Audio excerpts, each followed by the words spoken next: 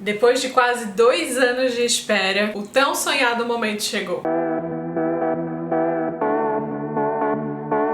Bom dia, meus queridos, tudo bem com vocês? Sejam muito bem-vindos ao canal Tá na Rê. Pra quem não me conhece, meu nome é Renata Januário e nesse vídeo eu vou falar pra vocês como foi a minha experiência na entrevista do CEF. Esse é um momento tão sonhado, né, de cada imigrante, das pessoas que vêm pra cá. Mas antes de contar a minha experiência, eu vou botar algumas datas aqui. Eu cheguei em Portugal em março de 2020. Pra quem não viu o vídeo, um dos primeiros que eu postei, eu falo o porquê que eu parei aqui em Portugal, que a minha ideia a princípio não era, nem me passava pela cabeça vir morar em Portugal. Mas, pra quem não viu, só pra antecipar, eu parei aqui e fiquei por conta do Covid. Como foi bem o ponto forte do começo do Covid, que tudo fechou, muitos processos mudaram. Muita coisa que era presencial passou a ser online. Como eu não sabia dessa mudança e as pessoas que estavam comigo aqui, que me deram um pouco de apoio, sabiam do processo antigo, né? Eu tinha que ir presencialmente com uma pessoa de Portugal, um morador, né? Até então não era nem residente, tinha que ser um cidadão português. Como tinha que ser presencialmente e tava já tudo em quarentena, como eles me falaram que era presencial e tinha que aguardar, eu desencanei, nem pesquisei nem nada, como eu disse, nem tinha o intuito de ficar aqui em Portugal. Em junho, quando eu começo o processo pra ver o NIF, eu descubro que é online. Então eu já poderia ter feito isso tudo antes. Mas, resumindo as datas pra vocês, eu tirei o NIF em junho de 2020. Aí fui procurar trabalho. Não achei trabalho nenhum. Fiquei um mês de junho inteiro, o mês de julho. Aí alguém comentou sobre recibos verdes, que seria como se fosse um trabalhador autônomo no Brasil, o MEI, né? Aqui chama trabalhador independente os recibos verdes. Aí fiz o processo para tirar o recibo em julho, que daí eu precisei tirar o NIS também, que é como se fosse um cadastro na Segurança Social do Brasil, ou INSS. Aí com esses documentos, o NIF, o NIS e atividade aberta, eu consegui fazer a manifestação de interesse para solicitar residência. Eu fiz isso em julho, final de julho. E só foi aceita pelo órgão lá responsável, eles têm que verificar, ver se tá tudo ok. Isso só aconteceu em novembro de 2021, um ano e meio depois. Antigamente, as pessoas esperavam ser aceito e ficavam toda hora entrando no site SAPA do CEF, né, vendo se tinha vaga pra entrevista. E aconteceram muitos problemas porque abria vaga e esgotava muito rápido. Então muita gente que às vezes já tinha feito o processo antes nunca conseguia vaga porque estava trabalhando, né, não tinha tempo de ficar toda hora olhando. Então isso mudou. Como é que é agora? Você recebeu o e-mail e entrou no sistema e viu que foi aceito. Na verdade, eles te mandam um e-mail para você acessar o portal onde você fez a manifestação de interesse. Lá vai ter as mensagens internas. Daí diz, processo está aceito. Você tem que aguardar um novo e-mail para o agendamento. Aí, a partir deste momento do meu caso, você recebe um e-mail com um período de 10 dias para você entrar no mesmo sistema e agendar. Escolher o dia e o local que você quer fazer a sua entrevista. Esse e-mail eu recebi em janeiro, final de janeiro de 2022. E eu consegui agendar aqui para minha cidade mesmo, pro Porto, para maio, mas nem sempre tu consegue agendar para a cidade que tu tá, pro local que tu tá. Então tu pode procurar, dependendo às vezes da data que tá disponível. Você pode olhar outras cidades, se tem mais próximo, e pode agendar sem problema. Beleza, esse é o processo básico. Eu comecei o processo em julho de 2020 e só consegui agendamento em maio de 2022. Então foi quase 2 anos, 1 ano e 10 meses. Agora eu vou falar pra vocês como que foi a minha experiência, a minha entrevista. Eu ainda tive um agravante que eu perdi essa janela de prazo pra agendar. Eu não consegui agendar nesse prazo de 10 dias que me deram. Mas graças a Deus eu consegui e deu tudo certo. Beleza, chegou a hora, o dia da entrevista. Como é que funciona? Como eu já disse, você escolhe o local, a hora e o dia, né? Você mesmo assim recebe um e-mail com essas confirmações todas. E é bom você ter isso, né? Que é alguma prova, às vezes vai que dá pane no sistema.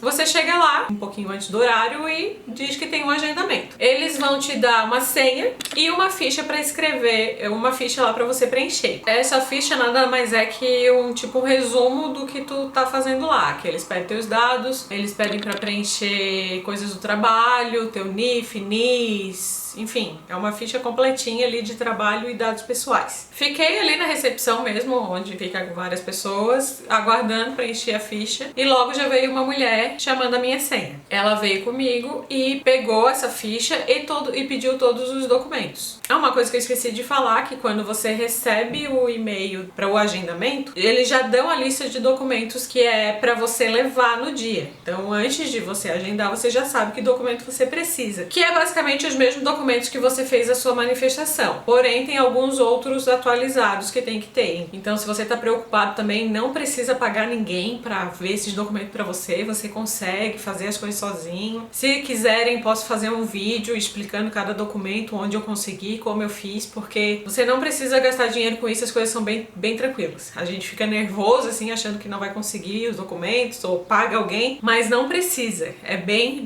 tranquilo. A mulher me chamou, pegou meus documentos todos e fui lá pra dentro, sumiu, me deixou ali. Aí eu até levantei pra ir atrás dela e ela falou, não, aguarda aí. Nisso já me deu uma aflição, porque a minha cabeça aqui malvada, pensando assim, tá, e se some algum documento do que eu levei, como é que eu vou provar que eu levei o documento? Se quiserem uma dica de maluca aí, levem 2 cópias de cada e fica uma com vocês, porque isso foi o que me passou pela cabeça, tá? Mas não aconteceu nada demais, deu tudo certo. Fiquei um tempo ali esperando, uns 10, 15 minutos, sei lá, até um pouco mais, não me recordo. E daí veio uma outra pessoa e me chamou pelo nome. Ela me cumprimentou, normal, e pediu pra eu acompanhá-la. Aí achei que era o momento da entrevista, né? Cheguei lá, era uma sala grande com várias mesas, várias pessoas atendendo, várias pessoas sendo atendidas. Ela foi pra mesa e eu fui atrás na mesa dela, né? Ficamos frente a frente. Larguei minhas coisas na cadeira. Quando eu ia sentar, ela pediu pra eu me dirigir a uma máquina que ficava praticamente no centro da sala ali. Pediu pra eu olhar pra máquina, que ela ia fazer foto. Pediu pra eu botar os dedos indicadores, os 2 dedos, pra tirar as digitais. E assinar. Uma assinatura digital ali na telinha da máquina também. E pediu pra eu retornar lá pro lugar. Agora ela vai fazer a entrevista. Não. Simplesmente ela disse que era o valor que eu tinha que pagar, de preferencialmente por multibanco, porque eles não dão troco. E daí eu falei que tinha dinheiro. No meu caso, em maio agora de 2020, foi 50 euros com 63 cêntimos. Se for levar dinheiro, levem dinheiro trocadinho, porque eles não dão troco. E daí ela já emitiu o recibo, já assinei, e ela falou,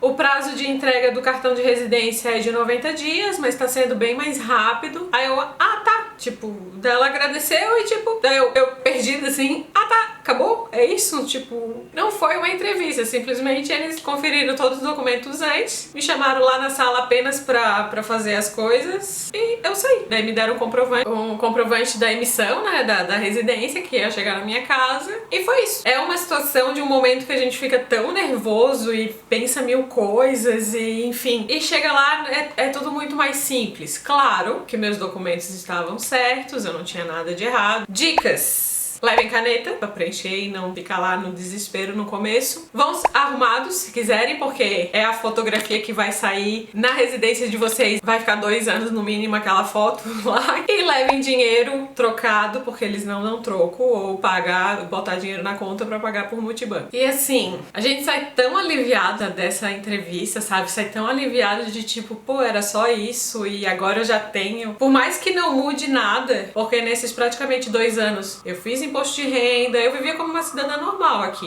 normal. Tirando a parte da saúde, que você só tem direito ao documento do utente e as consultas e tal. Depois que tem a residência, que é isso que implica bastante aqui, então, né, se cuidar para não precisar de médico, de centro de saúde. Tirando essa parte que você não pode sair do país, porque você tem que ficar aqui preso, então esse sentimento de prisão, de que eu não posso sair. E a parte que tu não pode procurar um emprego um pouco melhor, né, porque eles não te contratam se tu não tem residência. Se tu gosta do teu emprego que tu tá e quer continuar, não vai mudar muita coisa você ter residência. Não muda praticamente nada. Mas o peso e o alívio que sai das tuas costas, assim, é muito gratificante, assim. Então, quis relatar essa experiência pra vocês, até pra ficar aqui registrado no canal. Acredito que nem todo mundo vai ser assim. Então, se tem pessoas que, né, que tiveram relatos diferentes, deixem aqui nos comentários para as outras pessoas verem também. E a gente não precisa se estressar, a gente não tá fazendo nada de errado. A gente tá solicitando documentos para viver legalmente, para contribuir com o país. E a minha residência chegou em 15 dias. Peso que você tira das costas. A primeira vez que eu saí sem o passaporte,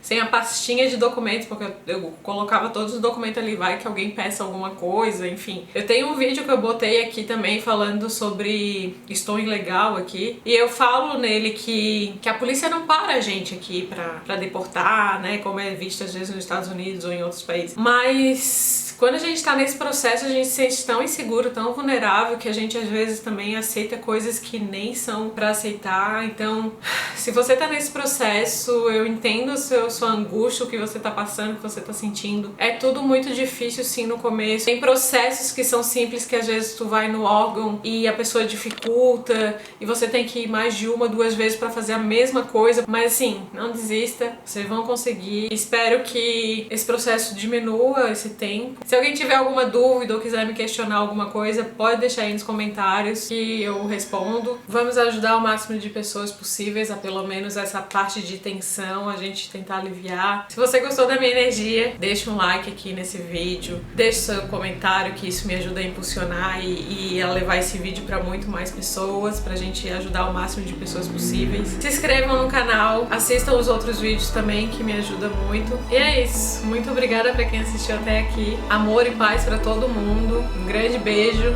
e até o próximo vídeo. Tchau!